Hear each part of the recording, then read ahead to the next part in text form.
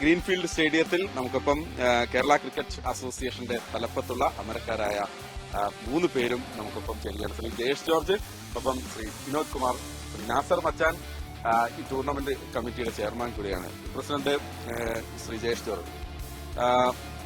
2ാം സീസണിലേക്ക് എത്തുമ്പോൾ ആദ്യ സീസണിലെ വിജയം നമുക്കറിയാം, പക്ഷെ ഇത് ആകെപ്പാടെ ഒരു മാറ്റമുണ്ട്. ഒരു IPL-ന്റെ എട്ടും മട്ടും ഒക്കെ നമുക്കിവിടെ ഫീൽ ചെയ്യുന്നു.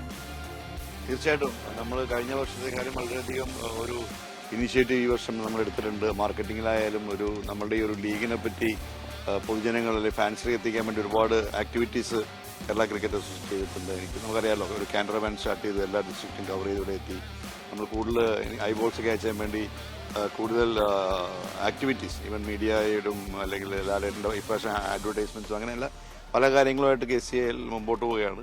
ആദ്യത്തെ വർഷത്തെ വിജയം നമ്മൾക്ക് എന്തായാലും കേരളത്തിലെ എന്താ പറയുക, നമ്മുടെ ഇന്ത്യയിൽ തന്നെ ഒരു മികച്ച ലീഗായി മാറ്റാൻ നമുക്ക് ആദ്യത്തെ വർഷം സാധിച്ചു. ഏതായാലും ഈ വർഷം നമ്മൾ അതിൽ ടോപ്പ് 1 തന്നെ എത്തിക്കുക എന്നുള്ളതാണ് കേരള ക്രിക്കറ്റ് അസോസിയേഷന്റെ ദൗത്യം. ശ്രീ വിനോദ്, നമ്മൾ കളിക്കാർക്ക് കിട്ടുന്ന എക്സ്പോഷർ നമ്മൾ അത് സംസാരിക്കുമ്പോൾ നമ്മൾ ഇപ്പൊ കഴിഞ്ഞ ദിവസമൊക്കെ ഞങ്ങളോട് ഇരിക്കുന്ന സമയത്ത് പഴയ തലമുറയിൽപ്പെട്ട കളിക്കാരൊക്കെ ഉണ്ട്. അപ്പൊ പലരുടെയും പേരുകൾ നമ്മൾ കേട്ടിട്ടുണ്ട്, പക്ഷെ ആളുകളെ നമുക്ക് മുഖത്ത് തിരിച്ചറിയാൻ പറ്റുന്ന ആളുകളിലായിരുന്നു. പക്ഷെ ഇന്നതല്ല. ഇപ്പൊ നമ്മളോട് ചോദിച്ചാൽ ഇവിടെയുള്ള ഏത് താരങ്ങളെ ഞങ്ങൾക്ക് പേരെടുത്ത് പറയാൻ കഴിയും, അത്ര വലിയ മാറ്റം വന്നു കഴിഞ്ഞു. അതെ, അത് ഇപ്പോൾ നമ്മുടെ കഴിഞ്ഞ സീസണിലെ നമ്മുടെ രഞ്ജി ട്രോഫിയുടെ പെർഫോമൻസ്, നമ്മുടെ ഒരു ക്വാർട്ടർ ഫൈനൽ തൊട്ടുള്ള ലൈവായിട്ടുള്ള മത്സരങ്ങൾ വളരെ ക്ലോസ് ആയിട്ട് കേരളം ജയിച്ചപ്പോൾ എൻ്റെ ഓർമ്മയിൽ ഫൈനല് ഒരു 12 crores കൂടുതൽ ആൾക്കാരാണ് കണ്ടതെന്ന് ലൈവായിട്ട് കണ്ടത്. അപ്പോൾ അത്രയും ആൾക്കാർ ഇവരെ കാണുകയാണ്. അതിന് തൊട്ട് മുന്നേ ആയിരുന്നു നമ്മുടെ ഫസ്റ്റ് സീസൺ KCL ഉണ്ടായിരുന്നത്.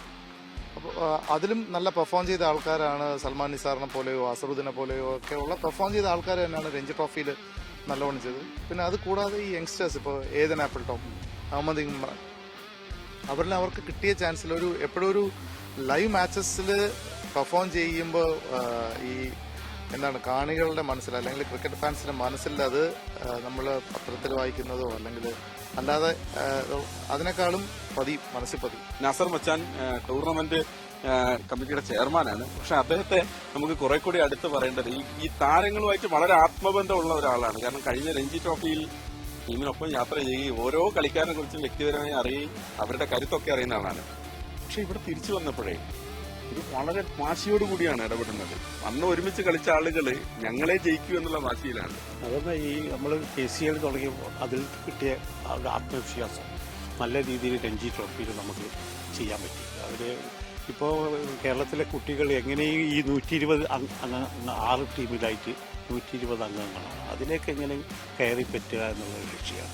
അപ്പോൾ ഈ KCL കഴിഞ്ഞപ്പോൾ തന്നെ നമ്മളോട് പല കോളുകളും എപ്പോഴാണ് സാർ അടുത്ത എഡിഷൻ തുടങ്ങുക, അതിനേക്കുള്ള വാശി, ആ ടീമിലേക്ക് എങ്ങനെ എത്തിപ്പെടുക എന്നുള്ളതാണ് ഈ കുട്ടികൾ ആഗ്രഹിക്കുന്നത്.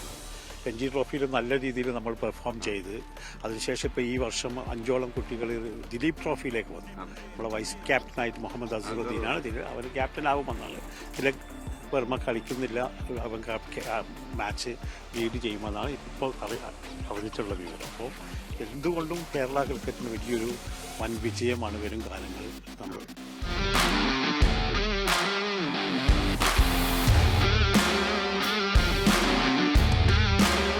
അപ്പോൾ അങ്ങനെയാണ് ഇനി KCL സീസൺ 2-ന്റെ ദിവസങ്ങളാണ്. സെപ്റ്റംബർ 7-നാണ് കലാശപ്പോര്. എല്ലാ ഒരുക്കങ്ങളും ഗ്രീൻഫീൽഡ് സ്റ്റേഡിയത്തിൽ കേരള ക്രിക്കറ്റ് അസോസിയേഷൻ നടത്തിക്കഴിഞ്ഞു. ഷാനുവിനൊപ്പം മഹേഷ് പോലൂർ, മീഡിയ.